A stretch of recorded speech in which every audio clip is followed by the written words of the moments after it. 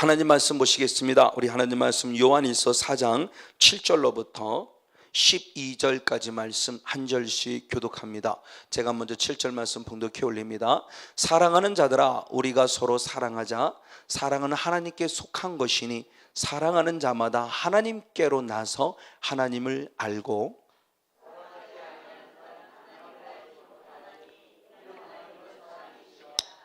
하나님의 사랑이 우리에게 이렇게 나타난 바 되었으니 하나님이 자기의 독생자를 세상에 보내심은 저로 말미암아 우리를 살리려 하심이니라.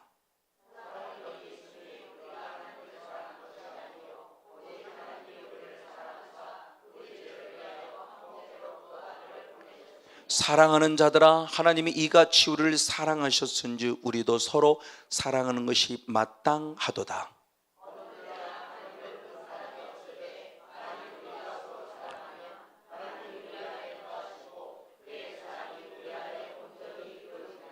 아멘, 할렐루야. 네, 오늘은 본문의 말씀 요한일서 4장 7절로부터 12절까지 말씀을 통해서 하나님의 속성 가운데 하나인 하나님은 사랑이시라 라는 그런 제목을 가지고 잠시 한번 하나님의 은혜를 나눠보기 원합니다.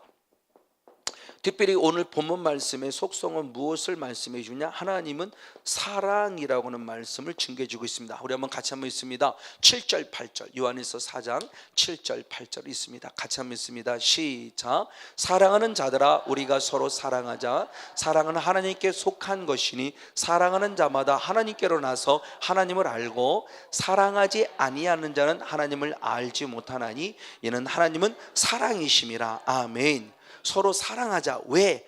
내가 믿는 하나님이 누구이시기 때문에? 사랑이시기 때문에. 그러면서 하나님은 사랑이라 그랬어요. 하나님은 사랑이라는 이 아가페 사랑의 앞에 그 관사가 붙여 있지 않아요. 호라고 하는 관사가 붙어 있지 않아요. 영어로 말하는 더라고 하는 관사가 붙어 있지 않아요. 그것은 결국 무엇이냐? 하나님의 본질이라는 거예요. 그냥 하나님이 그냥 사랑이라는 거예요. 그 자체라는 거예요. 바로 그래서 관사 없이 그냥 바로 하나님은 사랑이라고 표현해 주고 있어요. 자, 그런데 사도 요한의 그 영성을 통해서 보면은 이 하나님의 속성을 이거 하나만으로 말하고 있지 않습니다. 요한복음을 통해서 요한일서를 통해서 좀 더 살펴보면 하나님의 속성을 얘기할 때 가장 먼저 하나님의 속성을 얘기한 게 뭐냐? 요한복음 1장 1절의 말씀에 하나님은 곧 누구시니라? 말씀이니라. 요한복음 1장 1절의 말씀 읽어봅니다. 요한복음 1장 1절입니다. 네, 같이 한번 읽습니다. 네, 시작. 태초에 말씀이 계시니라. 이 말씀이 하나님과 함께 계셨으니 이 말씀은 곧 하나님이라. 아멘. 하나님이 곧 누구냐? 말씀이고 말씀이 곧 누구냐? 하나님이다. 그러니까 사도 요한의 영성, 그러니까 사도 요한이 그 사복음서 중에서 요한복음만을 따로 떼놓고 마태, 마가, 누가는 공관복음 그럽니다. 공관복음이라는 것은 같은 관점으로 봤다는 거예요. 공통적인 관점. 공통적인 관점이 주로 예수님이 행하신 일들의 사건들을 통해서 보여진 것들, 표적과 기사와 이적들을 행하신 사건들을 통해서 기록되어진 그런 개념이에요. 그러나 요한복음은 공관복음에 속하지 않아요. 전혀 다른 각도로 봤어요. 사도 요한은 철저히 예수님을 누구로 봤냐? 하나님으로 봤어요. 삼위일체 하나님 그 본질로 본 겁니다. 그래서 쓰여진 내용 자체가 전혀 차원이 달라요. 다른 복음서는 표적과 기사와 이적이 많이 기록됐지만 요한복음은 7개밖에 기록되지 않았어요. 표적을 무시한 게 아닙니다. 사도 요한은 조금 더 모든 하나님의 예수님이 행하신 일들 영적 관점에서 보았기 때문에 다른 관점에서 기록되어졌다는 거죠. 그 첫 번째 모습이 바로 하나님은 말씀이라는 부분의 모습이에요. 하나님은 말씀이라는 부분. 그리고 두 번째 모습은 하나님은 영이라고 하는 부분을 얘기합니다. 자, 요한복음 4장 23절 24절 두 절 말씀 있습니다. 요한복음 4장 23, 24절 시작. 하나님께 참으로 예배하는 자들은 신령과 진정으로 예배할 때가 오느니 곧 이때라. 아버지께서는 이렇게 자기에게 예배하는 자를 찾으시느니라. 하나님은 영이시니 예배하는 자가 신령과 진정으로 예배할지니라. 아멘. 하나님은 누구시냐? 영이세요. 자, 뭐를 말하고 싶은냐? 하나님의 속성을 사도 요한이 말함 속에서 첫 번째는 말씀이라고 그랬고, 두 번째는 영이라고 그랬어요. 하나님은 영이에요. 영이신 하나님은 지금도 우리에게 예배를 받기를 원해요. 그래서 예배하는 자를 찾는다고 그래요. 이 말을 달리 말하면 분명히 많은 사람이 예배하고 있지만 하나님을 온전히 예배하는 자가 없다라는 거죠. 그러니까 하나님은 지금도 예배자를 찾으시, 영이신 하나님께서. 그럼 과연 내가 예배가 하나님이 받으실 만한 예배냐? 그래서 제가 이 은혜를 깨닫고 하나님의 나라 관점과 더불어 그때 당시 예배론을 다시 정말 하나님이 원하시는 예배가 뭔가라는 부분을 다시 한 말씀 안에 찾게 돼서 예배론을 여러분이 가끔 한번 전하기도 하고 있죠. 어찌됐든 자 보십시오. 그런데 더 중요한 것은 요한복음 6장 63절에 보면은 이 영은 뭐냐? 이 영이 우리를 살리는 것이라고 그래요. 즉 나를 살리는 것은 육이 살리는 것이 아니라 나를 뭐냐? 영이 살리는 거예요. 영이 나를 살린다고 성경의 부분을 말씀하고 있어요. 근데 영이 살리는 이 영에 대한 부분을 얘기했을 때 이 영의 부분의 모습은 그럼 뭐가 나를 좀 더 살리는 깊이 들어보니까 요한복음 6장 63절의 말씀에 살리는 것은 영이니 육은 무엇하니라? 무익하니라. 육이 나를 살리지 못한다는 거예요. 그러면서 내가 너에게 이른 말 그랬습니다. 내가 너에게 이른 말, 예수님께서 우리에게 일러 가르치신 그 말이 무엇이요? 영이요 무엇이다? 생명이라. 한번 요한복음 6장 63절을 봅니다. 같이 한번 봅니다. 시작. 살리는 것은 영이니 육은 무익하니라. 내가 너에게 이른 말이 영이요 생명이라. 할렐루야. 자, 이거예요. 자, 하나님은 말씀이라고 그러시고 하나님은 영이시라는 본질을 얘기하는데, 그럼 뭐가 영이지를 조금 더 깊이 보니까 결국 이 하나님의 나를 살리시는데, 하나님의 나를 뭘로 살리시느냐? 영이신 하나님의 나를 살리는데 영이신 말이 나를 살린다 하는 말씀, 이 말씀이 바로 레마죠. 그래서 시편 119편 105절에 그렇게 표현했습니다. 시편 119편 105절에 시편 교자는 그렇게 표현했죠. 같이 있습니다. 시작. 주의 말씀은 내 발의 등이요 내 길의 무엇이니다? 빛이니다. 아멘. 자, 이 말씀을 또다시 말하면, 다시 말하면 세 번째 속성입니다. 요한일서 1장 5절을 봅니다. 사도 요한은 예수님의 속성을 이렇게 표현합니다. 시작. 우리가 저에게서 듣고 저희에게 전하는 소식이 이것이니 곧 하나님은 빛이시라. 그에게는 어둠이 조금도 없으시니라. 아멘. 자, 세 번째 하나님의 속성을 뭐라고 말하냐? 빛이라고 표현해요. 빛. 자, 하나님은 말씀이에요. 하나님은 영이에요. 하나님은 빛이에요. 근데 이 말씀과 영과 빛이 결국 무엇으로 지금 연결되고 있어요? 하나님의 말씀으로 연결되죠. 자, 이게 중요한 부분이죠. 하나님의 말씀으로 연결되죠. 그래서 주의 말씀은 내 발의 등이요 내 길의 빛이니이다 라고 표현해요. 그래서 성회 때 몇 번 말씀을 좀 드렸었죠. 자, 성삼위 하나님, 삼위일체 하나님, 예수님, 성령님. 자, 이 삼위일체 하나님의 핵심이 뭐냐? 말씀이에요. 하나님은 말씀에 대한 부분을 다 무엇으로? 말로, 입으로. 하나님께서 입으로 말씀으로 선포하신 것을 누구에서 기록했어요? 성령에 의해서 기록됐죠. 그래서 디모데 3장 16절의 말씀에 기록하셨어요. 그리고 성령에서 기록된 이 말씀을 누가 이루셨어요? 예수님 육신을 입고 오신 하나님의 모습과 동등되나 그 동등됨을 취할 것으로 여기지 않고 무엇으로? 말씀이 육신되어 예수님이 오셔서 이 말씀을 무엇했어요? 이루셨어요. 그래서 십자가에서 마지막 모든 것 다 무엇했다? 이루었다라고 끝내세요. 율법을 완성하러 오셨어요. 말씀을 완성하러 오셨어요. 그런 율법 어떤 것도, 하나님 말씀 어떤 것도 절대 폐하러 오지 않았었어요.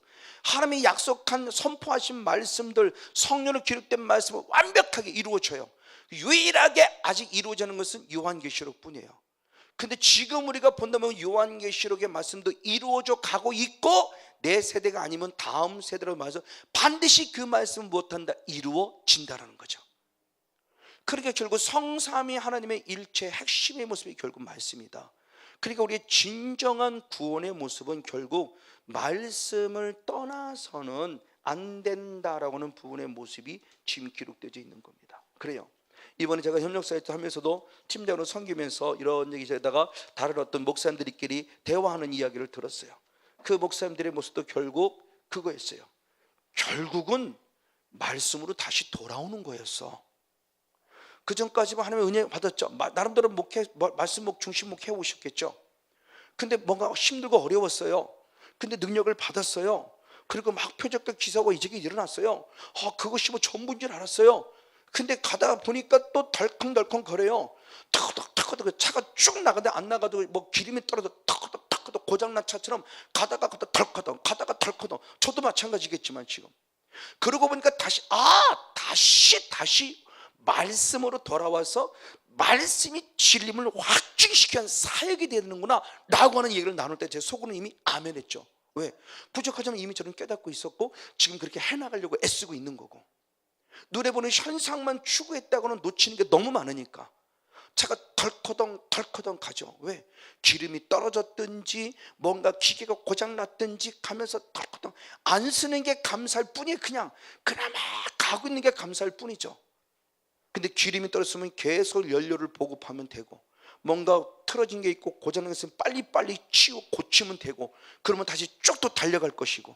근데 그 영적인 영양분을 공급받고 영적인 연료를 공급받고 치유하고 회복할 수 있는 근거가 하나님의 말씀이었다는 거죠. 말씀의 영양분을 공급받아야 되고, 말씀의 영양제를 공급받아야 되고, 말씀을 통해서 진리를 확증받아야 되고, 말씀이 이루어지기까지 기도하고 간구해야 되고. 할렐루야. 그래서 저희들 삶의 모습이 잘 탄탄대로 같이 나가야 돼요. 맞아요. 이런 하나님의 속성을 얘기했어요. 근데 이때 당시에 예수님의 제자들뿐만이 아니라 예수님을 대적했던 유대주의자들 있죠. 유대인들 하나님을 믿는데 예수님을 대적하는 유대인들, 그리고 완전히 이단인 영지주의자, 완전히 이단이 예수님을 믿는 것 같은데 예수님의 신성을 인정하지 않으면서 예수님의 인성 안에서도 여러 가지 많은 모습에서 뭔가 좀 아리까리하면서 지금 오늘 우리나라의 구원파와 같은 그런 비슷한 모습을 가지고 있는 영향력을 가진 영지주의자들은 하나님의 속성은 다 똑같이 인정합니다. 이거 말씀이 하나님의 속성이고 빛이 하나님의 속성이고 의로움이 하나님의 속성이라는 말씀은 똑같이 인정해요. 그런데 이 네 번째입니다. 오늘 본문 읽은 요한일서 4장 8절 말씀에 하나님은 무엇이다?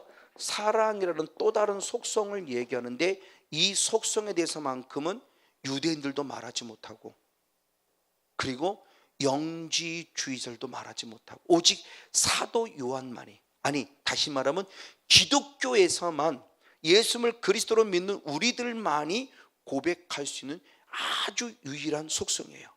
다른 데서 인정하지. 더구나 유대인들의 입장에서 하나님을 사랑이라고 고백, 아니요. 유대인들 속에 하나님은 그냥 쉽게 말하면 무서운 존재와 같은 어떤 그런 대상이지, 우리가 느끼는 사랑의 하나님으로 느끼지를 못하고 살아가요. 그러니까 그들은 매일 수밖에 없어요, 신앙 안에.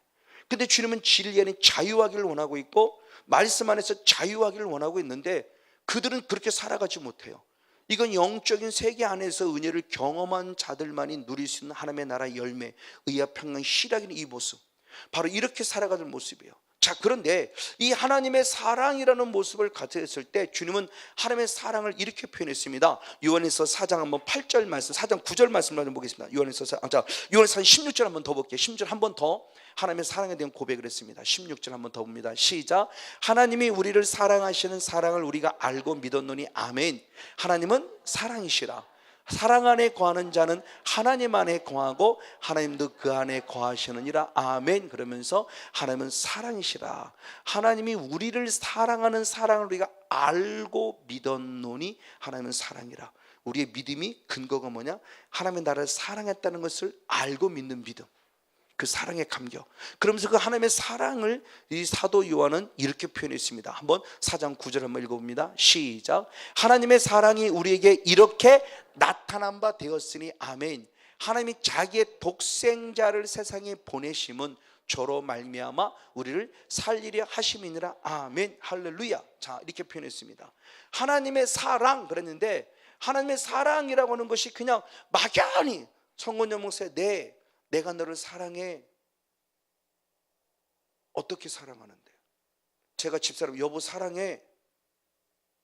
어떻게 사랑하는데?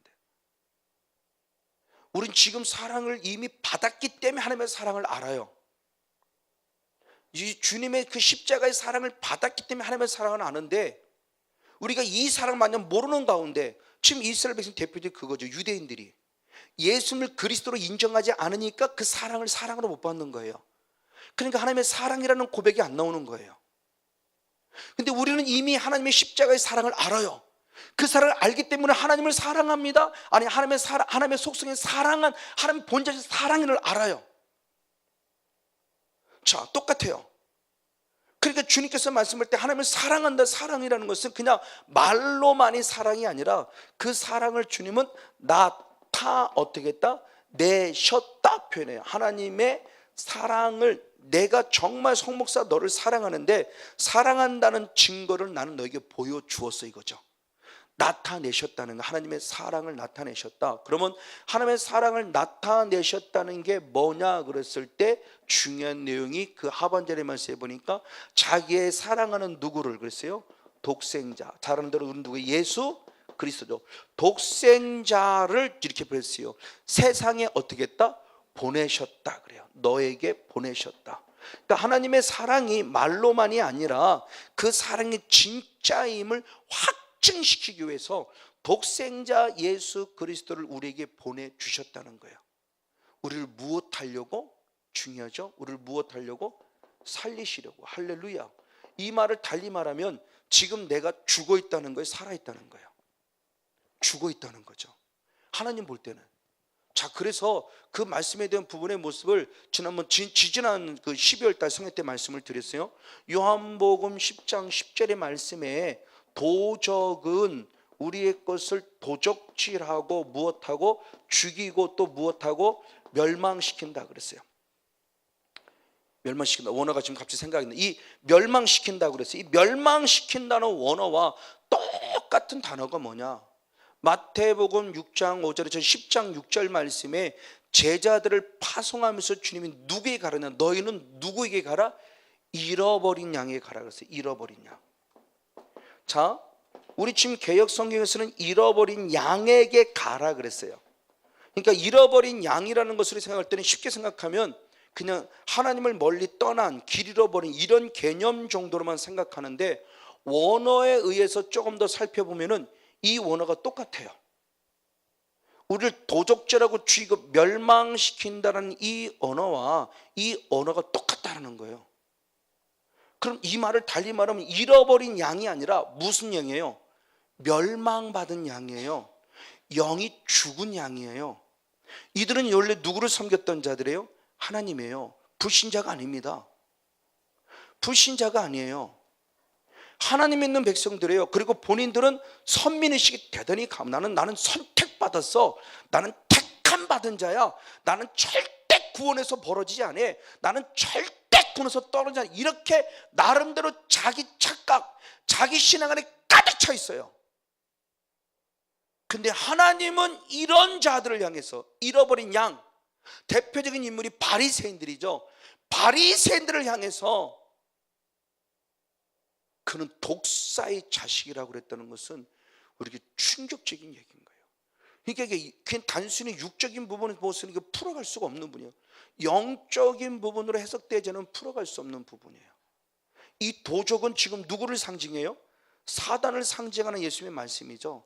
사단이 내게 와서 영과 혼과 육의 것들을 다 도둑질하고, 도둑질함으로 결국 내 영이 죽게 만들고, 내 영이 죽어서 결국 마지막에 무엇? 멸망. 이건 지옥의 멸망을 말하는 거예요. 이 말을 달리 말하면 이 지옥 백성된 나의 양들이에요. 하나님의 양들이었는데 지금 뭐냐? 하나님을 멀리 떠나 우상 숭배함으로 하나님을 멀리 떠나 다 지옥 백성이 되어가고 있는 이들을 찾아가라고 그랬어요. 그러니까 예수님이 이 땅에서 가장 먼저 찾은 자가 누구냐? 하나님을 믿었다가 잃어버려진 영혼, 예수님을 믿었다가 떨어진 영혼, 예수님을 믿었다가 상처받은 영혼. 불신자도 가서 전도해야 되지만 정말 지금 우리가 전도를 쓰거든요. 그래서 주님의 전도의 시작이 예루살렘부터죠. 예루살렘에서 온 유대로, 온 유대에서 사마리아로, 사마리아에서 땅 끝이죠. 근데 이제 신학자들 세계에서, 특별히 선교학자들의 개념 속에서는 이 예루살렘이 땅 끝의 시작이면서 땅 끝의 마지막을 보는 거죠. 한 바퀴 삥 돌면 결국 예루살렘이 땅끝이 될 수도 있어요. 그러니까 예수를 믿지 않는 또 다른 어떤 이웃도 분명히 전도해야 되지만 가장 먼저는 나부터 전도가 돼야 돼요. 이 말을 달리 말하면 내 영이 지금 과연 살아있냐는 거예요. 성원여 목사도 9년 전만 해도 살아있지 못했다니까요. 정말 밑바닥까지 가서요, 목회를 포기해버리고 하나님이 주신 소명도 사명도 다 잊어버리고 완전히 밑바닥까지 내려갈 뻔한 고비를 가지고 있었다고요. 이게 지금 사단의 역사임을 보여주고 있는 거예요. 자, 이 하나님의 속성에 대한 부분 속에서 하나님의 나타나는 이 보내심에 대한 이 부분 속에서 누가 대상이냐고 했을 때 바로 우리를 무엇하려고, 죽어있는 우리들을 무엇하려고? 살아있게 하시고, 이 말씀을 다시 한번 설명으로 잘하는 대로 요한복음 3장 16절이죠. 한번 요한복음 한번 3장 16절 말씀을 같이 한번 보겠습니다. 요한복음 3장 16절 시작. 하나님이 세상을 이처럼 사랑하사 독생자를 주셨으니 저는 영생을 얻게 하려 하심이라. 아멘. 자, 너무나 잘하는 말씀입니다. 하나님이 세상을 이처럼 사랑하사, 그래서 하나님의 사랑이 어떻게 나타났다. 어떻게 나타났냐?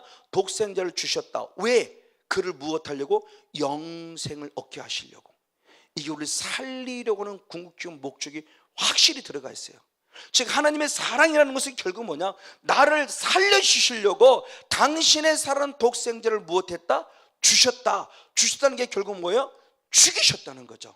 십자가의 모습을 통해서 죽이심으로 우리를 향한 사랑의 모습을 드러내고 나타나셨다라고 하는, 그러니까 하나님의 사랑이 결국 우리를 살린 겁니다. 할렐루야. 그러니 예수 그리스도를 믿는 우리들이 이 하나님의 속성을 잃어버리면 큰 거 다친다. 근데 유대인들이 이 사랑을 지금 절대 못 믿고 있죠. 왜? 예수님이 그리스도가 아니니까. 나를 이 십자가신 그리스도로 인정을 안 하니까 절대 예수님을 못 믿는 거예요. 이것이 인정되지면 그들도 믿을 텐데 십자가의 사랑이 와닿지 않는 거예요. 그러니까 하나님의 사랑을 속성으로 말하지 못하는 어리석음 속에 빠지고 있는 것이 그들의 현실이고 오늘 우리들의 현실일 수 있어요. 바로 이런 모습을 통해서 주님께서 결국 뭐냐? 그 보내신 모습을 통해서 오늘 본문은 그렇게 설명한 거죠. 요한일서 4장 10절입니다. 요한일서 4장 10절 사도 요한은 또 이렇게 표현했습니다. 역시 한번 같이 읽습니다.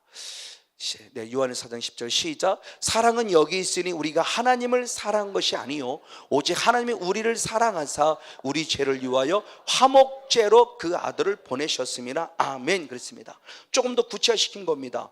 예수님을 보내셨다라고 했습니다. 세상에 보냈다는 게 뭐로 보내셨느냐 그랬을 때 사도 요한 하나 더 했어요. 그를 누구로? 화목제물로 보내셨다라고 표현해요. 자, 그런데 하나님께서 사랑하는 독생자에 대한 부분에 있을 때 화목제물로 보내셨다. 오늘 이것은 십자가를 상징하고 있음을 너무나 잘 알아요. 근데 화목제물로 보내시는 하나님의 사랑, 이 하나님의 사랑에 대해서 우리는 이거 까딱 잘못하면 그 믿음에 대한 부분도 맡은 표현이라고 말했어요. 내가 하나님을 믿으면 구원의 모습을 생각했을 때 내가 하나님을 잘 믿어서 구원 얻은 것 같이 착각하면 이것도 하나님의 의가 아니라 자기예요. 뒤돌아보니까 믿어지는 은혜를 주셨던 거예요. 할렐루야. 이걸 빨리 인정해야 돼요. 그래서 사랑도 마찬가지입니다. 다시 한번 보면은 사랑은 여기 있으니 우리가 하나님을 사랑한 것이 아니라 오직 하나님 우리를 사랑하신 거예요. 자, 하나님과 나라는 존재가 있는데 하나님이 나를 사랑해 주셨기 때문에 내가 그 사랑을 힘입어서 지금 하나님을 무엇할 수 있다? 사랑하고 있다는 거죠. 내가 아니요. 그래서 요한복음 15장 16절도 사도 요한은 똑같은 말씀을 한번 더 하죠. 요한복음 15장 16절을 봅니다. 시작. 너희가 나를 택한 것이 아니요 내가 너희를 택하여 세웠다 그랬어요. 내가 주님을 믿은 게 아니라는 거예요. 주님이 나를 사랑해 주었기 때문에 그 사랑, 이것이 뭔지 모르고, 근데 이게 주님이 나를 믿었다고 인정해 준 거예요, 그냥. 그래서 그 믿음에 대한 모습에서 성회 때 믿음으로 믿음에 이른다라고는 광야의 영성에 대한 모습을 얘기하면서 그 믿음으로의 시작의 믿음과 마지막의 믿음의 모습이 틀림이 아니라 다르다는 것을 얘기를 했죠. 자라는 영성에 대한 믿음이에요. 믿음은 계속 자라야 돼요. 믿음이 자라지 않으면 위태해요. 아비의 신앙까지 빨리빨리 자라야 돼요. 지성소의 영성까지 자라야 돼요. 그렇지 않고 어린아이 신앙으로 있으면 사탄에게 꼬임받기 아주 쉽습니다. 그렇죠? 지금도 보면 아이들을 어른들이 납치해 가듯이 사탄도 지금 성건용 목사이지만 어린아이 영성이 있으면 저를 탁 낚고채 가는 거죠. 그렇죠? 애기들한테 사탕 하나 갖다 주면서 아빠 친구야, 아빠가 너 데려오래. 가지 말라고 그랬어요. 근데 아빠가 너 사탕 주고 데려오라고 그랬는데, 그러면 사탕 안에 넘어가 버리잖아요. 정말 엄마가 아무도 따라가지 말라고 그랬어. 근데 사탕 하나 주면서 꼴딱 넘어갑니다, 애들. 그것처럼 사탄도 우리에게 먹을 것, 마시고 입을 것 주고 따라오라고 해봐요. 꼴딱 넘어가죠. 지금 신천지가 기독교보다 잘하는 게 뭐냐? 이거 먹을 것, 마시고 입을 것이에요. 걔는 한 번 물으면 기본이 5년이고 7년입니다. 우리처럼 한 번, 두 번 전되고 물러나는 것이 아니라, 그러면서 거기에 걔들 필요를 기가 막히게 채워줍니다. 물질로 채워주고 뭐를. 그래서 유괴적 보면 정말 사랑이 많은 사람처럼 채워지게 해요. 그 신천지 다 빠져요. 왜? 그들이 진짜 사랑하는 것 같아요. 근데 기독교 참 하나님을 밀고는 우리들은 그 사랑을 표현하지 못하고, 내가 가진 게 없다 보니까 같이 나누지 못해서 또 다른 사랑하지 못하는 안타까움의 모습인데, 오히려 이단은 이걸 기가 막히게 이용해 들어가요. 내 필요를 기가 막히게 채워줘요. 역반응이죠. 근데 결국 우리 영혼을 죽여가는 거죠. 우리는 미약하고 못해서 그들의 영혼을 구원하지 못한 안타까움이 있지만, 그들은 오히려 살리는 것 같이 들어갔다고 완전 죽여버리는. 어찌됐든 하나님의 참된 사랑의 모습이 지금 우리들에게 본질적으로 가르쳐줌 속에서 내가 먼저 주님을 사랑한 것이 아니라, 중요한 부분이요, 주님이 나를 먼저 사랑해 주었다. 할렐루야. 그래서 창조전의 영적 생명이 이게 확실해졌다고 그러는 거죠. 그래서 에덴 동산의 영성을 얘기했을 때 그러는 거죠. 에덴 동산 영성을 보면 아담과 하와가 하나님을 잘 믿어서 에덴 동산에 들어갔습니까? 아니면 무조건 에덴 동산을 천국, 하나님의 나라를 상징화시킨다고 그랬죠. 천과 에덴 동산을 만들어 놓고 아담과 하와를 나중에 지었습니까? 믿어서 천국 들어간 것이 아니라 이미 태어날 때부터 천국 하나님의 사람이었어요. 근데 나중에 하나님 말씀을 불순종함으로 하나님 나라에서 무엇했어요? 쫓겨난 거죠. 쫓겨난 우리를 다시 들어오기 위해서 주님의 조건부를 다룬 게 무엇한 거예요? 믿으면 다시 들어오리라는 거죠. 그러니까 원래, 그래서 마태복음 12장 28절도 하나님의 성령을 힘입어 귀신을 쫓아내는 것이면 하나님의 나라가 이미 무엇했다? 이루어졌다 그러잖아요. 그러니까 이미 내 거였어요. 다시 찾는 거예요. 없는 하나님의 나라가 내게 다시 새로워지는 것이 아니라 원래는 저와 여러분 것이었어요. 왜? 우리는 아담의 후손이니까. 원래 내 것이고 우리 것이었다니까요. 내 것이고 우리 것이었는데 아담과 하와가 잘못하고 우리가 결국 뺏겨버린 거예요. 뺏기를 다시 되찾기 위해서 나는 무엇을 믿는 거죠. 근데 그 믿음이라는 모습이 단순히 믿습니다 이게 아니더라는 거죠. 영의 세대로는 결국 영적 삶의 승리자가 될 때 쟁취할 수 있다는 거예요. 왜? 천국은 누구의 것이기 때문에? 침노하는 자의 것이기 때문에. 그러니까 믿음이라는 부분의 모습을 그냥 막연히 믿습니다 이거로 봐서는 안 된다는 거죠. 그래서 누가복음 13장 24절의 말씀에도 23절 24절의 말씀에도 좁은 문으로 들어가기를 무엇하라? 힘쓰라 할 때 그 힘쓰라가 똑같은 바로 아고니 조마의 영적 싸움이라고 얘기했죠. 우리나라 말로는 그것을 힘쓰라고 표현했어요. 원어로 해석하면 좁은 문으로 들어가고서 영적 싸움을 싸우라 이렇게 해석이 돼야 돼요. 그럼 우리가 훨씬 더 이해하기 쉬울 텐데 그냥 힘쓰라 그러니까 교회 열심히 나가면 되는가? 우리가 생각하는 애쓰는 거 힘쓰는 거 그냥 뭔가 열심히 하면 되는 이렇게 생각한단 말이에요. 아니요, 원어로 접근해 보니까 사실은 그게 싸우는 거였어요. 그게 힘쓰라가. 그래서 유다도 똑같은 얘기죠. 유다서 1장 한번 3절을 봅니다. 유다서 1장 3절. 유다서 1장 3절 내 시작. 사랑하는 자들아 내가 우리의 일반으로 얻은 구원을 들어 너에게 편지하는 뜻이 간절하던 차에 성도에게 단번에 주신 믿음의 도를 위하여 힘써 싸우라는 편지로 너희를 권할 필요를 느꼈다. 아멘. 저 힘써 싸우라는 단어는 아고니 조마이에 유일하게 저 하나만 있어요. 원어가 조금 더 지금 생각이 안 나네요. 아고니 조마이와 뭐 하는 플러스가 되니까 힘쓰는 정도의 아니라 싸워야 될 필요성을 더, 그러니까 아고니 조마이보다 강력한 표현이에요. 그러니까 일반으로 얻었다고 하는 것은 쉽게 말하면 우리가 일반으로 지금 얘기하는 거예요. 예수 믿으면 구원. 그래서 어린아이 신앙이 됐어요. 어린아이 신앙이 있으면 이것으로 머무는 게 아니에요. 그래서 유다는 이걸 알기 때문에 이걸 계속 언젠가 얘기하고 싶은데 얘기를 못했던 거예요. 근데 드디어 때가 왔다는 겁니다. 그러면서 단번에 주신 믿음의 도를 위하여 이제는 무엇이라? 힘써 싸워라, 지켜라. 싸워가야 믿음을 지켜갈 수 있다는 거죠. 이 말을 달리 말하면 사탄은 구원받은 하나님의 백성인 성건용 목사를 어떻게든 지금 못해요. 죄라는 부분을 통해서 어떻게 쓰러뜨리고 넘어뜨려서 어디 보내려고? 지옥 보내려고 환장한 거죠, 마귀는. 그럼 우리도 반대로 아니야, 나는 너 반드시 싸워서 나는 어디 갈 거야? 천국 갈 거야, 하나님의 나라 갈 거야. 여기에 초점 맞춘 신앙이 되져야 참 신앙으로서 성령 사역이 건강한 사역이 된다는 거죠. 여기에 초점 맞추지 않고 단순히 병 고치고 뭐 귀신 쫓아낸다고 뭐한다면 이게 정말 어려워요. 사역하는 자도 사역반, 왜? 순간 사탄은 틈타는 거기 때문에. 어찌됐든 보십시오. 자, 하나님의 절대적 사랑 안에 거하는 우리들의 모습으로서 이 사랑의 모습을 우리가 어떻게 표현하고 어떻게 나타날까의 모습에서 화목제물로 오신 그 예수님께서 직접 우리들에게 참된 사랑을 증명하는 모습으로서 우리에게 보여주고 있는 모습에 대한 부분을 지금 말씀드리는 겁니다. 맞습니다. 자, 그랬을 때 이 중요한 모습이 또 하나 모습, 화목제물로 되었다는 의미가 또한 어떤 의미냐는 겁니다. 자, 그리스도론에 대한 부분에서 지금 계속 말씀을 드리고 있죠. 예수님은 누구다? 그리스도시다. 예수 그리스도라라는 부분으로 하나로 우리가 지금 함께 모두어서 부르지만은 사실은 의미를 보면 예수와 그리스도는 천차만별이죠.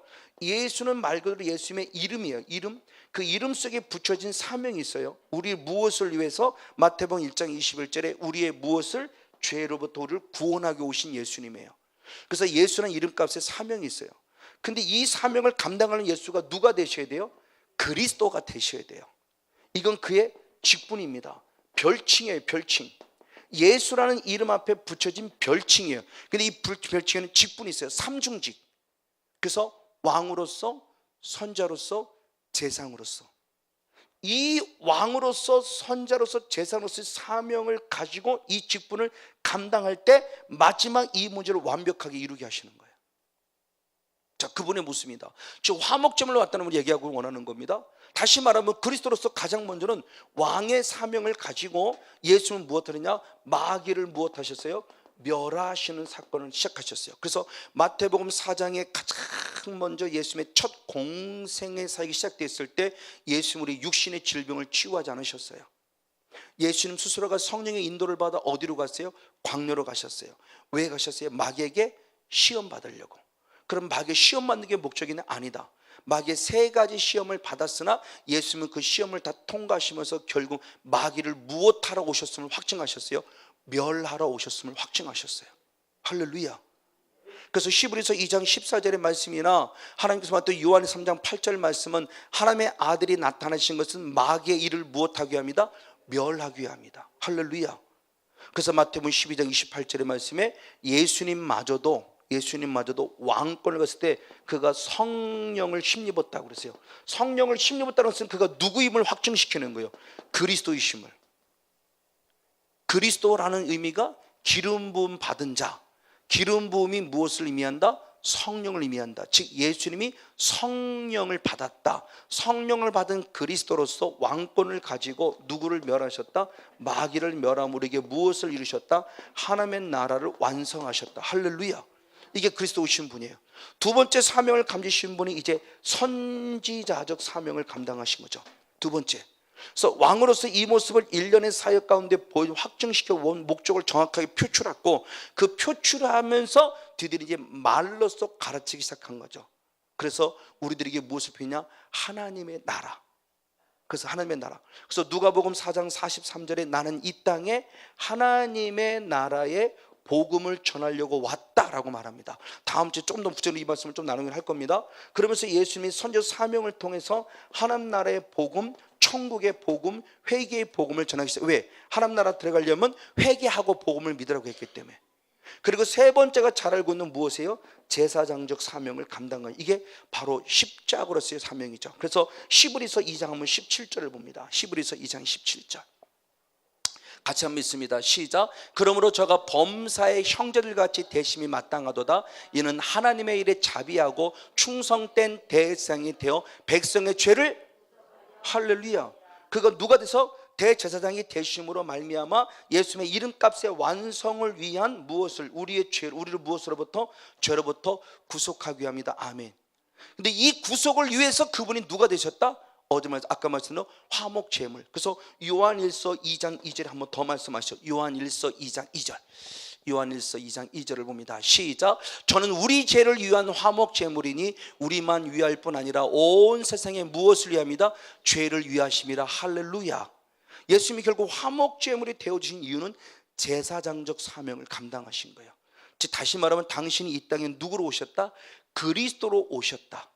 그러니까 이 죄 문제 하나를 해결하기 위해서 죄를 짓게 만드는 누구부터 처리하는 거예요? 마귀. 그러니까 우리는 그동안 전통적인 신앙원에서 회개가 강조했어요. 회개가 틀린 거 아니에요. 회개는 맞는데 죄는 지음으로 죄에 대한 회개를 통해서 죄는 용서받았는데 아직도 뭐는 남아있어요? 죄성. 즉 죄짓게 만드는 근원은 내 안에 남아있더라는 거예요. 이 죄성이 결국 이게 마귀의 성향이죠. 이게 어둠의 성향이에요. 음란의 죄를 지은 사람은 계속 음란의 죄를 져요. 왜? 얘가 처리가 안 되니까. 근데 죄도 회개에 돼서 마귀를 이 죄의 모습에서 이 선자적 사명 속에서 이 죄 문제의 모습을 회개한 이 복음을 전했고 회개를 통해 재산 받았다 한다 할지라도 얘가 처리가 안 되면 또다시 죄를 짓는 거죠. 근데 영의 세계를 보니까 되는구나. 이게 죄와 싸워 이길 힘이 있어지네. 어떻게 내 안에 뭐를 죄짓게 만드는 죄성이 처리가 되니까 죄와 싸워 이겨지더라는 거죠. 할렐루야. 이게 성령 안에 가능해지더라는 거예요. 그러니까 요한일서 2장 9절의 말씀에 하나님께 난 자는 죄를 짓지 아니하느니 하나님의 씨가 너희 안에 거하며 죄를 짓지 못하더라. 할렐루야. 그 말씀이 우리는 확실히 써 있고 그 말씀이 진리라 한다면 죄 짓지 않을 수 있다는 거죠. 아멘. 이 말을 달리면 완벽하게 죄를 짓지 못한다는 것이 아니라 요한일서 2장 1절의 말씀도 마찬가지지만 나는 너희들이 죄짓지 않기를 원하여 너희들에게 내가 이 성경을 썼다. 그러나 혹시라도 죄를 짓는 빨리 십자가 앞에 무릎 꿇어라. 너의 대언자인 예수 그리스도가 있다라고 말씀했어요. 그러니까 오늘 10번 했다면 영적 사명을 했다면 내일은 9번으로 줄이는 거고요. 내일 9번을 줄였으면 또 영적 사명을 하면서 그 다음에 또 8번 줄이면서 이게 거룩이죠. 자꾸 거룩하신 주님을 닮아가는 거예요. 이게 성화예요. 이 신앙의 성숙입니다. 이게 지성소의 영성에 이르는 거예요. 그러니까 성령의 임재를 우리가 착각하고 있어요. 능력 나타내는 것 아닙니다. 진정한 성령의 임재는 달리 보는 겁니다. 출애굽기 20장 20절을 봅니다. 출애굽기 20장 20절. 네, 여기 한번 같이 있습니다. 시작. 모세가 백성에 이르되 두려워 말라. 너희 하나님이 강림하심은 나를 시험하고 너희로 경외하여 범죄치 않게 하려 하심이라. 아멘. 하나님의 말씀으로 임하신 강림하심 출애굽의 사건 속에 십계명을 가지고 임할 때 그때의 상을 말하는 거예요. 하나님의 말씀으로 내게 강림하셨어요. 그래서 신명기 33장 2절 말씀은 불같은 율법으로 강림하셨다고 그랬어요. 불같은 율법. 하나님의 말씀으로 강림하셨어요. 그러면 그 하나님이 내게 강림하심, 성령이 내게 강림하신 궁극적인 목적은 능력 나타내라? 그것도 있지만 가장 먼저는 근원적으로 나 자신의 모습인데 성령이 계속 임하시면서 나를 무엇하기 위하며? 테스트, 나를 시험하기 위하며. 성목사 네가 진짜인지. 그 성령의 임재가 강하면 강할수록 우리는 더 영적으로 예민해서 정말 주님이 원하시는 부분을 잘 통과해야 된다는 거죠. 그것만 통과냐? 아니다. 주님을 더 무엇해야 돼요? 경외해야 돼요. 주님의 경외 끝은 아니다. 더 나아가 무엇하기 위하며? 범죄치 않게 하려 하심이라. 아멘. 그럼 성령의 임재가 강하면 강할수록 죄를 지어도 된다? 아니다. 범죄치 않아야 한다는 거죠. 그래서 히브리서 6장 1절로부터 5장 13절로 쭉 연결되는 말씀을 보면은 젖 먹는 어린아이 신앙 잊지 말고 단단한 식물을 먹는 아비의 신앙으로 자라가라. 그러면서 1절로부터 3절까지 6장 1절로 3절까지 말씀에 뭐냐? 그리스도도의 초보에 머물러 있지 말고 회개하는 신앙에 머물러 있지 말고 하나님의 심판받는 신앙에 머물러 있지 말고 조금 더 완전한 대로 나아가라. 하나님께서 하시겠다 그러는 거예요. 그러면서 4절부터 말씀 뭐냐? 성령의 임재 속에 있는데 성령의 은혜를 다 맛봤고 은사를 맛봤고 성령의 내세를 다 맛봤어요. 영의 깊이가 있어요. 오늘 우리들은 모습일 수 있어요. 근데 계속 죄를 범해요. 다시 용서하지 않는다고 그래요. 결국 뭐냐? 성령의 임재가 강하면 강할수록 능력이 나타나서 수많은 사람 고치는 것도 중요하지만 결국 뭐예요? 죄짓지 말라예요. 범죄치 않게 하기 위함이에요. 그러니까 마지막에 마태복음 6장 7장 21절로도 23절까지 말씀에 주여 주어는 자마다 다 천국에 들을 것이 아니라 아버지 뜻대로 행하는 자에 들어가리니 많은 사람이 내가 선지자 노릇했습니다, 내가 귀신 쫓아냈습니다 라고 말할 때 주님 뭐라고 말씀한다? 이 불법을 행한 자 내가 너를 도무지 알지 못하니 떠나라. 불법의 행위 결국 뭐 이게 죄죠. 귀신 많이 쫓아내는 게 중요한 게 아니에요. 솔직히 귀신 안 쫓아내고 죄 짓지 않는 게 나아요. 귀신 쫓아내고 성령 받았는데 귀신 쫓아내고도 계속 죄 속에 빠졌는데 구원이요? 하나님을 너무 그렇게 하나님을 경홀히 여기면 안 돼요. 하나님을 만홀히 여기면 안 돼요. 하나님을 우습게 여기면 안 돼요. 정말 거룩한 성령사에게 핵심 포인트가 뭐냐는 거예요. 성령 받았는데 능력은 나타나고요. 능력은 나타나는 나는 죄 속에 빠져 있고요. 근데 나는 능력이 나타나니까 괜찮나? 아니요. 그 능력 하나님이 행하신다고 착각하지 마세요. 이제는요. 내가 죄 속에 빠져 있음에도 불구하고 나타난 능력은 하나님이 행하신다고 말하지 마세요. 하나님은 그런 하나님 아닙니다. 빨리 무릎 꿇어야 돼요. 빨리 통곡하고 자백해야 됩니다. 그리고 빨리 남아있는 죄성 처리해 가면서 자식 거룩한 성령의 은혜 통치 안에서 하나님 나라와 하나님의 일을 겸손하게 쓰임받아야 돼요. 영의 세계를 알면 알수록 영적인 부분 속에 더 조금이나마 예민해진 게 이거였어요. 그래서 데살로니가 전서 5장 23절에 주님이 다시 오실 때는 누구를 찾느냐 그랬을 때 너의 영과 너의 혼과 너의 육이 점과 흠이 없이 무엇하기를 원한다? 깨끗하기를 원한다. 그러니까 죄라는 차원을 뛰어넘어야 되잖아요.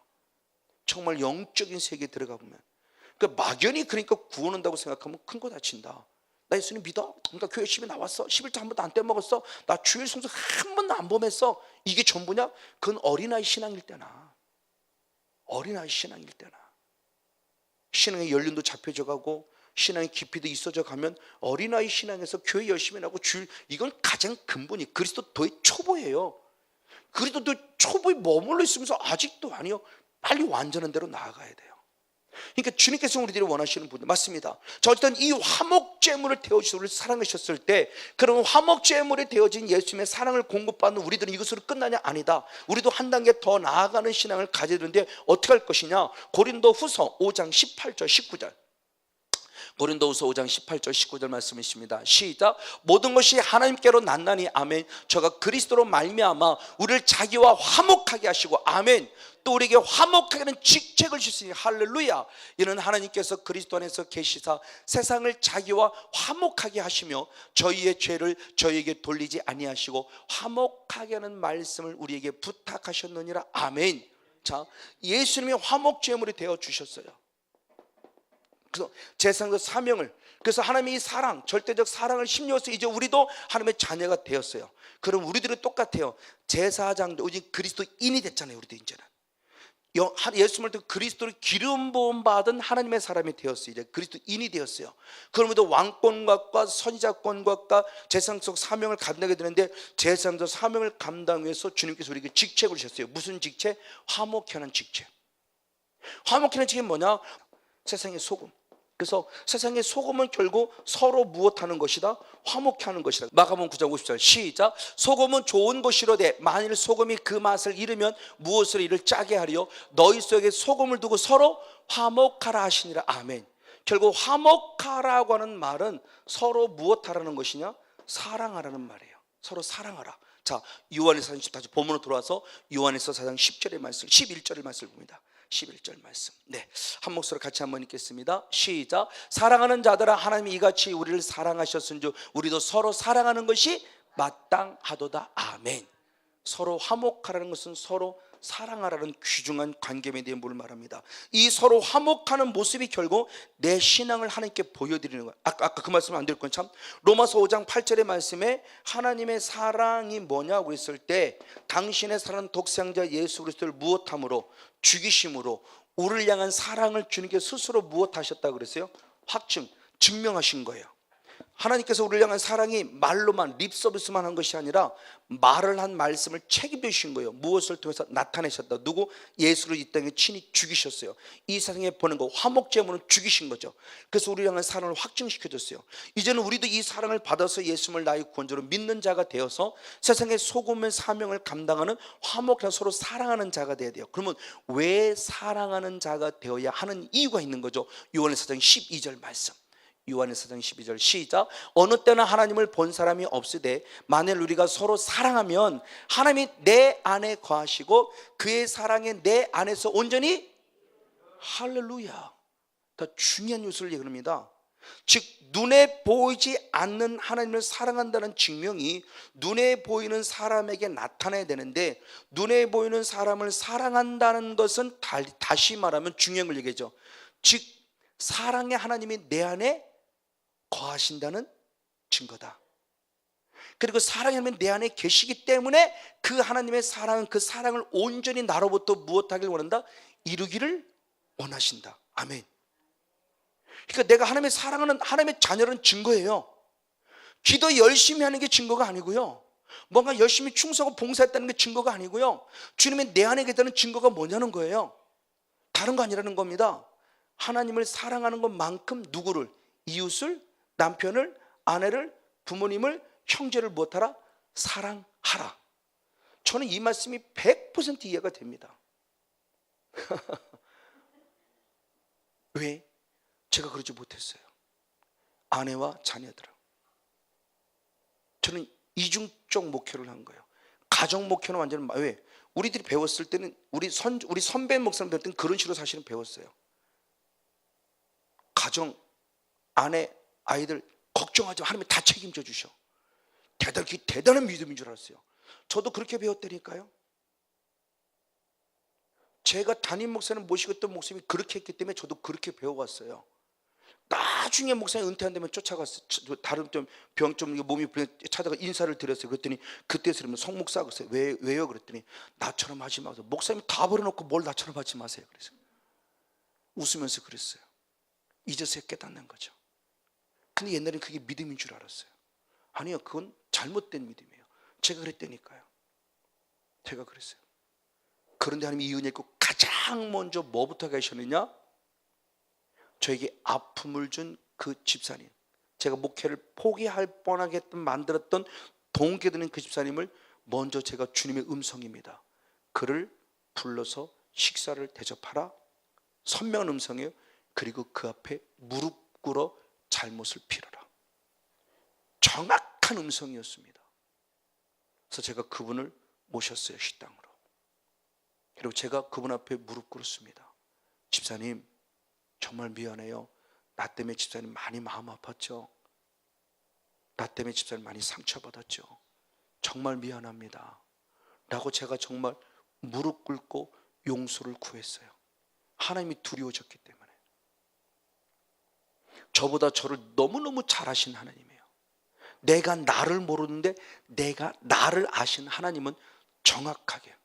그래서 저는 이 요한일서의 4장 이 말씀이 너무너무 귀하게 보이는 거예요. 정말 하나님. 그래서 우리 믿음을 점검하는 게 바로 그거죠.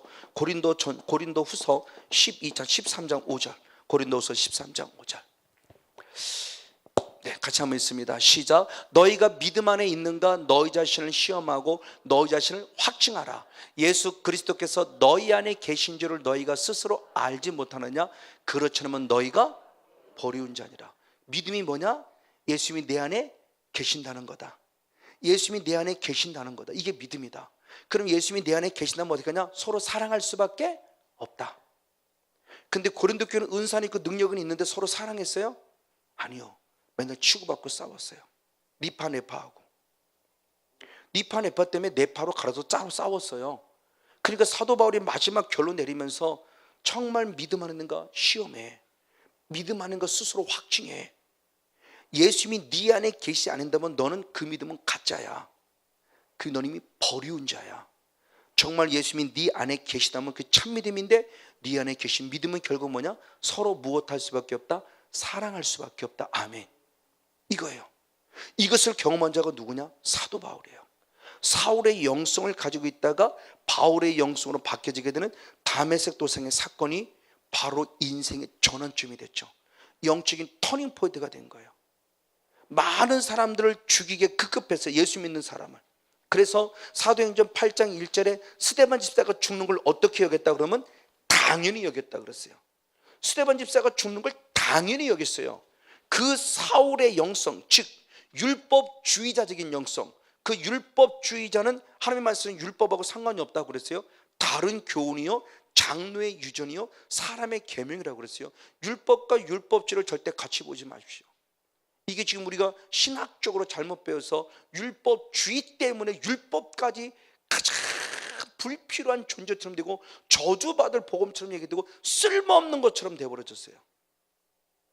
가장 온전한 하나님의 말씀인데 야고보 사도는 이것을 자유케 하는 온전한 율법이라고 표현했는데 얼마나 우리가 지금 율법의 개념들을 잘못 가지고 있냐는 거죠.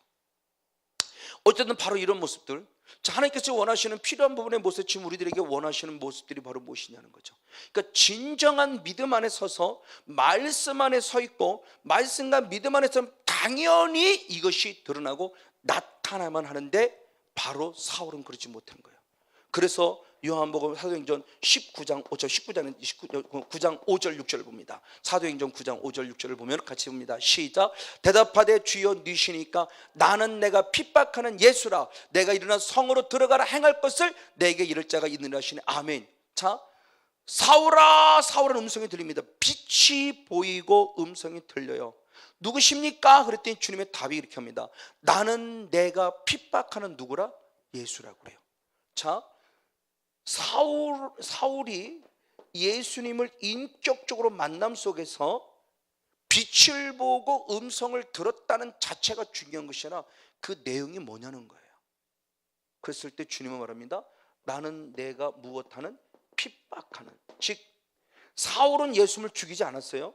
사슴을 예수님을 핍박한 지, 왜? 예수님이 돌아가셨으니까. 그러면 사울은 사도행전 8장 1절도 보나지만 누구를 핍박했냐? 예수 믿는 하나님의 사람들, 성도들. 오늘 말하면 예수 믿는 남편, 예수 믿는 아내, 예수 믿는 형제를 핍박한 거예요. 근데 놀랍게 나는 내 남편이 미워서 내 남편을 핍박했는데 영의 세에 들으니까 남편이 핍박받은 것이 아니라 남편 안에 있는 누가 핍박을 받았다? 예수님이요. 저는 이게 정말 중요한 걸 깨닫는 거예요. 내 형제가 핍박받은 게 아니에요. 내 형제 안에 계신 예수님이 핍박받은 거예요. 아내가 핍박받은 게 아니에요. 아내 안에 계신 예수님을 pit박받은 거예요. 예수님이 핍박받았다고 말해요. 이때서야 사울이 팍 꼬꾸라지는 거예요. 그래서 사울 예수님 만나고 바울이라는 영성으로 바뀐 다음에 사울의 영성으로 살았을 때를 고백하는 게 이거죠. 디모데전서 1장 13절. 디모데전서 1장 13절. 역시 같이 있습니다. 시작. 내가 전에는 회방자요 핍박자요 폭행자이었으나 도리어 긍휼을 입은 것은 내가 믿지 아니할 때 알지 못하고 행하였음이라. 아멘. 중요한 얘기를 합니다. 내가 무엇이었느냐? 회방자요 핍박자요 폭행자. 예수 그리스도를 믿는 사람들을 회방했고 핍박했고 폭행한 폭행자였어요. 왜 그랬느냐? 내가 하나님을 믿지 아니할 때에 하나님을 무엇했다? 알지 못하고 범한 거였어요. 근데 바울의 영성으로 보니까 믿지 않았고 알지 못했을 때지, 사울의 영성으로 살았을 때는 나는 하나님께 무엇한 자였어요? 열심히 있는 자였어요. 이게 우리 신앙의 착각이에요. 그러니까 어린아이 신앙 때 하나님께 열심과 청년의 신앙 때 하나님께 열심은 차원이 다른 거죠. 어린아이 신앙 때는 이게 아마 통할 줄은 몰라요. 무조건 열심히 하는, 교회 열심히 하는, 그죠? 아직은 기본이니까. 근데 청년의 신앙으로 자랐음에도 불구하고 기본만 하고 있고 오히려 반대로 형제를, 주변 사람을, 누군가를 핍박하고 폭행하고 박해하고 있고, 그렇다면 내 신앙은 절대 하나님을 믿는 신앙이 아니라는 거죠. 큰 충격이에요. 그래서 15절의 말씀에 드디어 깨닫죠. 아, 내가 죄인 중에 누구였구나? 괴수였구나. 진짜 그러면 나 같은 죄인을 살리신 그 하나님의 은혜, 절대적 은혜를 사도 바울은 고백하지 않을 수 없는 겁니다. 이게 영의 비밀이에요. 자, 그러면 사랑한다라고 말했을 때 이 사랑한다는 말이 무엇일까? 자, 하나님에 대한 사랑의 모습을 다시 한번 보면서 사랑한다는 말을 봤을 때 요한에서 4장 27절 말씀과 7절 말씀과 먼저 8절 말씀과 8절 말씀과 21절 말씀을 봅니다. 요한에서 4장 8절하고 21절 말씀, 죄송합니다. 20절 말씀. 시작. 8절만 있습니다. 시작. 사랑하지 아니하는 자나 하나님을 알지 못하나니 이는 하나님은 사랑이시라는 20절 말씀. 그러므로 누구든지 하나님을 사랑하노라 하고 형제를 미워하면 이는 거짓말하는 자니 보는 바 그 형제를 사랑치 아니하는 자가 보지 못하는 하나님을 사랑할 수 없느니라. 아멘. 그러니까 이웃을 사랑하지 아니하면 하나님을 아는 것이 아니다.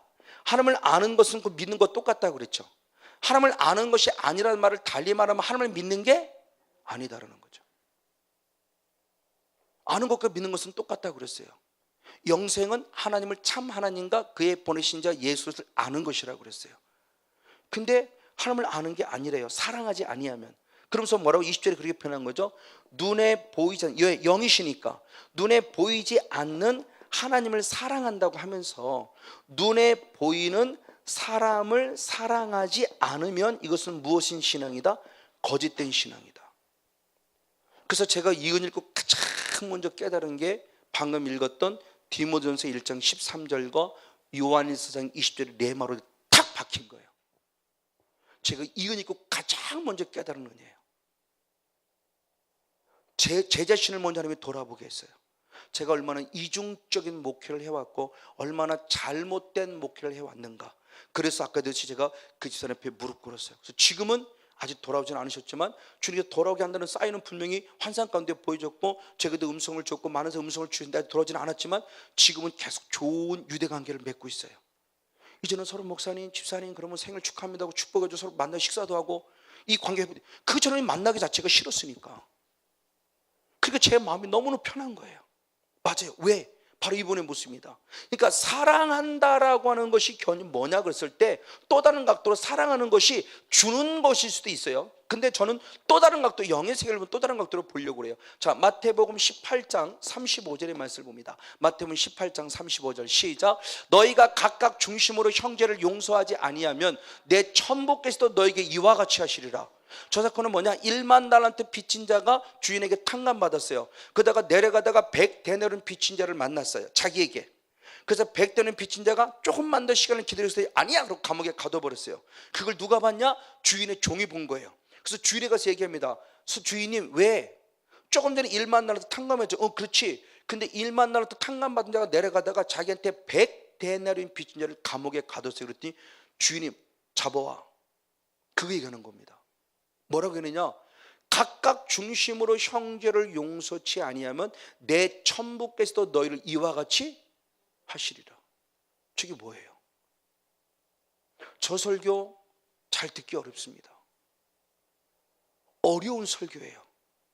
쉽지 않은 설교예요. 예수 믿으면 구원인데 근데 형제를 용서치 않았더니 주님도 나를 이렇게 한다는데 이게 어떻게 될 거냐고요. 영의 기도가 이미 있어요. 주님 주기도문을 통해 이미 알려줬어요. 마태복음 6장 12절을 봅니다. 마태복음 6장 12절 네, 역시 같이 있습니다. 시작. 우리가 우리에게 죄 지은 자를 사하여 준 것 같이 우리 죄를 사하여 주옵소서. 주기도문 속에 중요한 기도를 알려줬습니다. 너무너무 중요합니다. 하나님과 우리와의 관계예요. 우리와의 관계. 이게 대인관계, 대신관계예요. 주님께서 우리에게 기도를 가르쳤을 때 이렇게 가르쳐줍니다. 우리가 우리의 죄를 무엇해 준 것 같이 사해 준 것 같이 우리의 죄를 사해 주시옵소서. 이 기도예요. 다시 말하면 여기서 사해지지 아니하면 내가 주님 앞에 가서 얘기해도 사해지지 않는다는 거죠. 이번에 정치적으로 미투 사건인데 그 한 여검사가 터뜨린 거죠. 왜 터뜨렸냐? 계기가 뭐냐? 그 안 누군가가 예수 믿고 간증하는 거죠. 나 예수님께 모든 죄 사함 받았어요 라고 간증했어요. 근데 이 여자는 내가 너를 용서를 했는데 누가 너를 용서해? 그 열받아 버린 거예요. 제2의 밀양이라고 그러죠. 밀양 2. 밀양이라는 영화를 보시면, 저도 못 봤지만 밀양을 보신 분들은 알 거예요. 전도연 씨가 자기 남편 죽은 거에 대해서 나중에 용서하러 가려고 했는데 감옥 가니까 나 예수 믿고 용서받으니까 열받아 버리는 거죠. 내가 너를 용서했는데 누가 너를 용서해? 정말 우리가 영적인 비밀을 넘어져야 돼. 그러니까 육과 영을 우리가 따로 이월로 이부법으로 따로 나누니까 문제예요. 영과 육은 영과 육은 같이 가는 겁니다. 그러니까 영의 비밀들이 육신에 나타났다고 수없이 말씀을 드렸죠. 그 육을 단순히 육으로 보지 말고 육은 결국 영의 어떤 본질적인 부분을 육에 투과해서 보여주는 거죠. 내 눈에 보이는 육을 통해서 아, 영도 이렇게 했구나 깨달아는 거죠. 주신 거예요. 근데 육을 보면서 육을 육으로 끝내 영과 상관없다 이렇게 생각하면 큰 문제, 이건 이제 구원파가 되는 거예요. 그러니까 죄를 죄로 여기지 않잖아요. 영이 깨끗해졌기 때문에 죄 짓는 괜찮은, 그다음부터 짓는 죄는 죄가 아니야 이렇게 그러니까 마음대로 죄 짓잖아요. 나만 살면 돼요. 너는 죽든 말든. 이건 세상 사람도 갖지 못한 양심이 이거예요. 지금 오늘 우리들의 모습이 바로 이겁니다. 제가 바로 하나님의 주인이시 뭐 이거였어요. 그래서 주님께서 마태복음 6장 12절에 주기도문을 끝내고 14절 15절 한번 더 얘기하죠. 자, 마태복음 6장 14절 15절을 한번 더 봅니다. 14절 15절을 시작. 너희가 사람의 과실을 용서하면 너희 천국에도 너희 과실을 용서하지만 너희가 사람의 과실을 용서하지 아니하면 너희 천국에서도 너희 과실을 용서하지. 내가 내 아내를 용서하지 않으면요 하나님도 내 죄를 용서하지 않으세요. 내가 내 아내의 죄를 용서해 주어야 하나님도 아버지 잘못했습니다 그러면 용서해 준다니까요. 그러니까 영적인 비밀을 또 한 번 깨닫는 분이 바로 이런 관계입니다. 자, 사람과 사람과의 관계가 해결되어지면 좋은데 해결되지 아니하면 어떠느냐, 하나님께서 그런다. 자신이 범한 죄에 대해서는 자신이 벌을 받아요. 근데 이 벌의 문제를 해결하기 위해서는 쉽지 않아요. 두 군데를 거쳐야 돼요. 먼저 사람과의 관계가 해결되고 하나님과의 관계가 해결돼야 돼요. 근데 하나님께 범한 죄는 하나님 앞에 다이렉트로 해결이 됩니다. 1계명부터 4계명까지. 그런데 하나님께 범한 죄가 이 문제 해결되지 않으면 하나님께 범한 우상 숭배의 죄는 나와 내 누구까지? 후손까지 내가 벌을 받는 거예요. 이게 성경적인 비밀이에요. 자, 사람에게 범한 죄는 아버지 잘못했습니다 이렇게 끝나지 않아요. 사람에게 해결하고 하나님께 해결해야 돼요. 그 대신 해결하지 않으면 나 혼자 벌 받아요.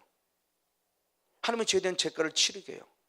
근데 하나님께 범한 죄는 하나님과의 관계에서 1대1로 단위 해결될 수 있어요. 누구도 몰라요. 하나님만 아시는 거니까. 근데 그 문제가 해결이 안 되면 나로 끝나지 않아요. 주님은 3대 4대까지를 말하는데 후손들에게까지 책임주세요. 책임을 물어요. 이걸 다시 욕을 들어서 왜 성경은 분명히 자신의 죄에 대한 죄도 벌을 하신다고 약속하고 있고 후손까지 벌을 약속하고 있는데 이게 어떤 차이인가의 모습을 보니까 아직 정확하게는 아니지만 거의 90% 이상 하나님을 범한 그러니까 하나님께 대한 범한 죄의 모습에서는 이런 차이가 있고 사람에게 범한 죄 이런 차이구나. 이제 조금 다시 한번 보면서 다시 또 정리 좀 하고 있어요. 바로 이런 모습들입니다. 이거구나. 맞아요. 그러니까 하나님과 나와의 관계 속에서 다시 말해서 하나님 앞에 예배 드릴 때 그 예배가 진정한 하나님이 원하시는 예배는 어떻게 될 것이냐. 마태복음 5장 23절 24절을 봅니다. 마태복음 5장 23절 24절. 네, 시작. 그러므로 예물을 제단에 드리다가 거기서 내 형제에게 원망 들을 만한 일이 있는 줄 생각나거든 예물을 제단 앞에 두고 먼저 선행 중에 있어요. 먼저 가서 누구와? 형제와 화목하고 그 후에 와서 예물을 드리라. 그러면 내가 받겠다는 거예요. 그러니까 사람과의 관계 해결이 안 됐는데 가서 하나님 11조 이거 다 드려봐야 그 더러운 예물이 되는 거예요. 그러니까 하나님이 그러죠. 내가 언제 너에게 나는 네 피에 이미 배불렀다. 그런 영적인 부분의 모습이 좀 해결돼야 돼요. 그래서 저는요 제 아들 앞에도 무릎 꿇었어요. 정말 용서 구했습니다. 아들아 미안해. 너에게 너무나 많은 아픔을 줬어. 그래서 자랑하고 싶은 건 아니지만 딸이 유치원 교사인데 자모들을 교육할 때 우리 아빠 같이만 변해라고 자신 있게 말한다는 것은 아빠다운 삶을 이제는 조금 살고 있다는 거죠. 옛날에는 안 그랬어요. 그냥 슬기야 이렇게 물어보면서 울어요. 정말 무섭게 했어요. 생기는 그렇게 안 생겼는데 정말 무섭게 했어요. 성도들은 꼼짝 못하고 하여튼 집사람하고 애들은 잡았어요. 얼마나 거짓되게 살았냐. 근데 저는 잘못한 걸 전혀 못 느꼈다니까요. 젊은 집사님들이 오셔서 목사님 사모님한테 왜 그러냐고. 근데 뭘 잘못했냐고 제가 이랬다니까요. 이 은혜 있고 나니까 그게 보여지고 깨달아지더라고요. 그러니까 얼마나 이중적으로 살았냐. 그러면 죽습니다. 그러면 용서를 구하는 용기도 필요하고 용서해 주는 용기도 필요해요. 자존심을 내려놓을 수밖에 없는 거죠. 용서를 구하는 용기뿐 아니라 누군가가 잘못했다고 했을 때 용서해 주는 용기도 필요해요. 그럼 중요한 부분의 모습이 사랑하지 못하게 만들고 용서하지 못하게 만드는 근거가 누구냐는 겁니다. 그 답이 있으니 고린도 우리 한번 후서 2장 10절 11절 말씀, 고린도 후서 2장 10절 11절 말씀을 봅니다. 네, 같이 한번 읽겠습니다. 시작. 너희가 무슨 일이든지 네게 용서하면 나도 그리하고 내가 만일 용서한 일이 있으면 용서한 그것은 너희를 위하여 그리스도 앞에서 한 것이니라. 아멘. 이는 우리로 사단에게 속지 않게 하려 함이라. 우리가 그 계계를 알지 못하는 바가 아니다. 아멘. 사단은 알아요. 그러니까 고린도 교회를 향해서 얘기하지요. 니파 내파라고 째지지 마. 서로 무엇해? 용서해 줘. 마음 안 맞을 수 있어. 그래도 한 성령 안에 있잖아. 다름을 빨리 인정해. 신앙의 깊이가 다르고 신앙의 연륜이 다르고 신앙의 성품이 다 달라요. 다르니까 다름을 인정해. 너 틀렸어 라고 말하면 안 된다는 거죠. 그러면 죽어도 용서가 안 되는 거죠. 제가 군포에 있을 때죠. 집사람이 이제 건강했을 때 사역했을 때 사모님을 한 사역합니다. 주님의 음성을 전합니다. 하나님께서 목사님을 용서해 주라 합니다. 그랬더니 소리를 팍 지르는 거예요. 죽어도 그 새끼 용서 못해. 이게 사모님의 솔직한 고백이에요. 왜? 악한 영이 못하게 하는 거죠 지금. 근데 그 고백을 터뜨리고 나서 집사람을 하나님의 은혜를 통해서 집사람을 통과해서 악한 영이 그네 미움하게 하는 미움이 떠나고 나니까 그때서야 눈물을 흘리며 용서할 수 있어요. 고백이 나오더라. 할렐루야. 그럼 보십시오. 뭐를 말하면 그냥 미운 게 아니라는 거예요. 그냥 미운 게 아닌 거예요. 그동안의 모습은 그냥 이게 그냥 미움만 내 그냥 혼의 세계에서 그런 어떤 정서적인 부분 속에 미움 상처로만 봤더니 영에서로 보니까 단순히 혼의 세계가 아니라 나를 누군가를 무엇하게 만드는 미워하게 만드는 영이 있더라는 거죠. 얘가 처리가 되니까 용서가 되어지더라는 겁니다. 할렐루야. 지금 사도 바울이 그거 말하고 있는 거죠. 맞아요. 그러니까 하나님이 정말 군포에 있을 때 한 기쁨도 안 다니고 누구 소문 듣고 오셨던 한 여자 집사님이 계세요. 누가 봐도 외모로 봐도 여자 같지 않아요. 그럼 또 성차별이다. 성차별에서 정말 예민해져서는 막 요번에 국민을 보니까 성차별 그 얘기하더라고요. 목사님이 이제 아기를 출산했대요. 저 목사님이 어떤 성도님이 아기를 출산했대요. 주변 사람은 축복해 주느라고 덕담하는 거죠. 또 언제 날 거예요? 라고 했더니 그것이 성차별로 느껴졌대요. 그래서 목사고 성도고 정말 이제 말하기 힘들구나. 어떻게 하면 여자를 말 성차별하면 돼. 뭐 얘기하려고 그러나. 한 여자 집사님이 오셨어요. 외모로 봐도 또 어떻게 표현해야 되지? 강해 보여. 이렇게 표현해야겠다. 강해 보여요. 외모로 봐도 강해 보여요. 외모로 봐도. 흔히 말하는 여자다는 어떤 그런 모습이 어떤 그런 연약해 보이는 거나 성차별인데요. 그렇게 나왔다고 그러더라고요. 이번에도 보니까 목사님도 그랬다는가? 목사님이 그랬다고 설교했대. 남자같이 건강하고 강해야 되고 여자같이 이쁘고 아름답다 그러는데 그게 성차별이란대요. 이거 어떻게 해야 돼요? 목사님이 그런 설교했다고 한 성도가 상처받았대요. 우리 목사님은 성차별했다고. 그런 것까지도 성차별이에요. 어려워요 주여. 미투에 포함되면 큰일 나요. 아이고 강해 보였어요 정말. 근데 사역 속에서 말 그대로 그분은 한 방에 잘 된 케이스였어요. 그러면서 그 다음 주인가 와서 목사님 왜요? 그랬더니 내가 있잖아요. 그러면 당신을 얘기를 하는 겁니다. 그러니까는 사위가 어머니를 장모님을 무서워할 정도로 남편이 아내를 무서워할 정도로 상당히 강했어요. 근데 어머니가 어디를 갔다 오더니 완전히 바뀌어버렸어요. 그걸 제일 먼저 느끼는 분이 남편이 느껴요. 그걸 느끼면 사위가 느껴요. 우리 어머니가 달라졌어요. 그래서 물어봤대요. 어디 갔다 왔어? 그랬더니 군포에 있는 사랑이 갔다 왔어. 그랬더니 그래서 어머니가 얘기합니다. 군포에 사랑이 갔다 어서 갔다 와. 그러더니 빨리 갔다 와. 달라졌어요. 그렇죠? 저는 그때 당시 그분에게 불교형을 쫓아냈어요. 아주 강한 불교형 자리 잡고 있었어요. 얼굴에서부터 이미지 떠 있어요. 막 크게 막 그러니까 험난하게 살아왔던 게 보이는 거예요. 그러니까 가정을 지키기 위해서 어떻게 살아왔는가 보여지는 거 하는 거예요. 근데 놀랍게 불경이 떠나면서 같이 가족과의 관계의 모든 부분의 모습을 차단하는 것들 끊어져 버리니까 가정이 바뀌어진 겁니다. 이 말을 달리 말하면 내 안에 천국이 이루어지니까 가정 천국이 이루어지더라. 할렐루야. 결국 영적인 세계입니다. 성령 받으면 악한 영을 쫓아낼 수 있습니다. 성령 받읍시다. 회개합시다. 그 사도 2장 38절 말씀에 회개하여 죄 사함 받으라. 그러면 성령을 선물로 받으리니 아멘. 성령 받은 영적 싸움을 합시다. 하나님을 사랑해야 되는데 사랑하는 게 뭐냐? 기도 많이 하는 거 그것도 물론이지만 이웃 사랑이 하나님의 사랑의 열매입니다. 근데 이웃을 사랑하지 못하면 거짓된 신앙이라고 그랬어요. 그럼 이웃을 사랑하지 못하는 존재가 누구냐? 아, 어둠에 있구나. 그 괴계를 너도 이미 알고 있지 않느냐라고 말했어요. 인물은 그 괴계를 알아요. 아, 내 안에 미웃게 만드는 어둠의 영이 자꾸 남편 누구와의 관계를 끊어뜨리는구나. 하나님 내 안에 성령을 부어주소서. 그래서 누군가 미웃게 하는 영이 차단되고 끊어지게 해주시옵소서. 그래서 내 안에 천국이 이루어짐을 때 나를 통해서 가정 천국이 이루어지고 공동체 천국이 이루어지고 직장의 천국이 될 수 있는 그런 거룩한 통로가 되게 해주시옵소서. 그런 복된 주인공으로서 마지막까지 위대하고 복된 쓰임받는 성령 충만한 주인공 우리 모두가 되어지기를 주님으로 간절히 축복하고 축원을 드립니다.